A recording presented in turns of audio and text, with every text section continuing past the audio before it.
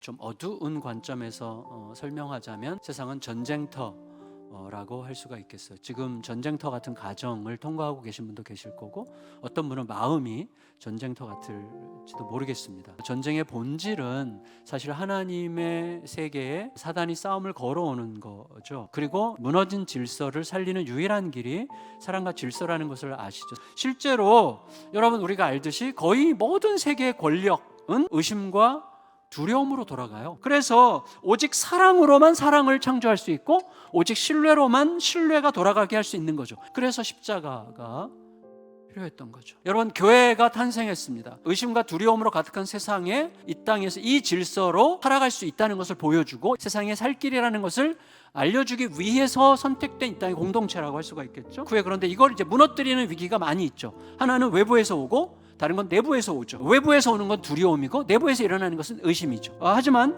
외부자들의 공격 후에 교회는 더 단단해졌죠. 그러니까 교회는 외부적 공격으로도 내부적 분열로도 어떻게 할 수 없는, 세상이 감당치 못하는 공동체라는 것이 드러나게 된 거죠. 따라서 이제 신자들은 핍박이 있지만 굉장히 좀 내적인 든든한 자신감이 생겼어요. 그래서 많은 사람들이 교회로 몰려드는 동시에 신비하다는 생각을 했어요. 왜냐하면 그 초대교회 예루살렘을 생각해 보세요. 막 어마어마한 일들이 생기는 거예요. 막 안전병이가 일어나고, 그다음에 병자들이 다 치료받고, 강력한 기적과 놀라운 현상들이 일어났어요. 그런데 사도들은 그런 현상과 그런 기적들을 이용해서 영향력을 키울 생각이 전혀 없어요. 그러니까 사도들은 기적을 이용하기보다는 그 기적의 의미와 목적을 절대로 잊지 않으려고 했던 거죠. 그 기적과 이 놀라운 현상의 목적이 뭐예요? 의미가 뭐예요? 이 모든 걸 통해서 우리 주 예수 그리스도를 향하게 하고, 그리고 예수 그리스도를 드러내는 사건이라는 사실을 끝까지 잊지 않으려고 했던 거예요. 그래서 이런 현상이 생기는 거죠. 나는 감추는데 주님은 자꾸 드러내시는, 이런 미묘한 현상이 생기는 거예요. 우리가 굳이 드러내려고 할 필요가 없어요. 우리는 그냥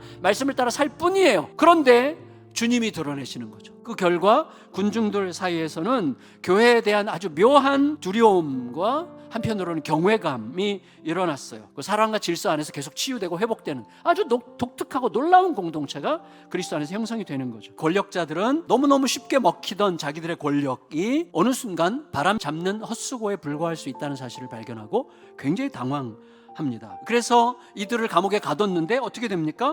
주의 사자가 밤에 옥문을 열고 끌어내어 이르되, 가서 성전에 서서 이 생명의 말씀을 다 백성에게 말하라 하며.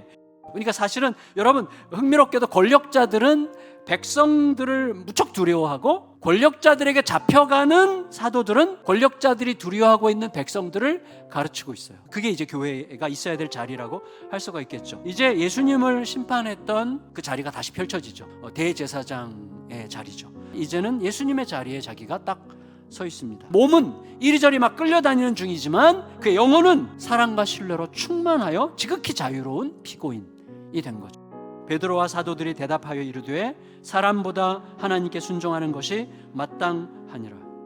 사람보다 하나님께 순종하는 게 마땅해 라는 이 선언이 내 마음 깊이 진짜가 되는 순간 변혁이 나타나게 돼 있어요. 강한 자 앞에서도 절대 약하지 않고, 약한 자 앞에서도 절대 강한 척하지 않고, 모든 상황에 합당한 가장 적절한 힘과 지혜를 발휘하는 위대한 증인이 거기서부터 탄생하게 되는 것이죠. 우리들에게도 늘 기회가 있다고 생각합니다. 죽어도 괜찮을 것 같은 그런 믿음으로 우리들은 종종 아주 위태로운 벼랑 끝에서도 굉장히 평화롭고 담대한 기분을 느낄 수가 있어요. 위태로운 벼랑 끝이 오히려 새로운 시작의 자리가 되는 이러한 일들을 우리가 경험하게 되는 것이고, 그때 이전에는 상상할 수 없었던 부활이 경험이 되는 것입니다. 따라서 우리들은 이 초대교회로부터 들어야 돼요. 초대교회가 우리를 향해서 복음으로 이기는 선한 싸움에 과감하게 뛰어들어도 된다고 안타깝게 외치는 소리를 우리가 들을 수 있어야 됩니다. 주님이 항상 오르시다는 그 진실과 주님께서 목숨 걸고 날 사랑하셨다는 그 사실을 확고하게 붙들면 의심과 두려움을 능히 이길 수 있다. 그리고 진짜 자유를 누릴 수 있다고 외치는 안타까운 소리를 우리가 오늘 듣고 있는 거예요. 주님의 사랑과 신뢰가 우리들을 감싸면 모든 상황에서 자유로울 수 있고, 두려움과 의심으로 위태롭고 불안했던 벼랑 끝이 오히려 새로운 비상을 위한 평화롭고 담대한 벼랑 끝으로 바뀌는 걸 경험할 수 있다고 외치는 초대교회의 소리를 들으시기를 축복합니다. 우리 주 예수님과 함께 죽더라도 다시 사는 이 위대하고 아름다운 길을 함께 잘 걸어가는 저 여러분들이 되시기를 예수님의 이름으로 축원합니다.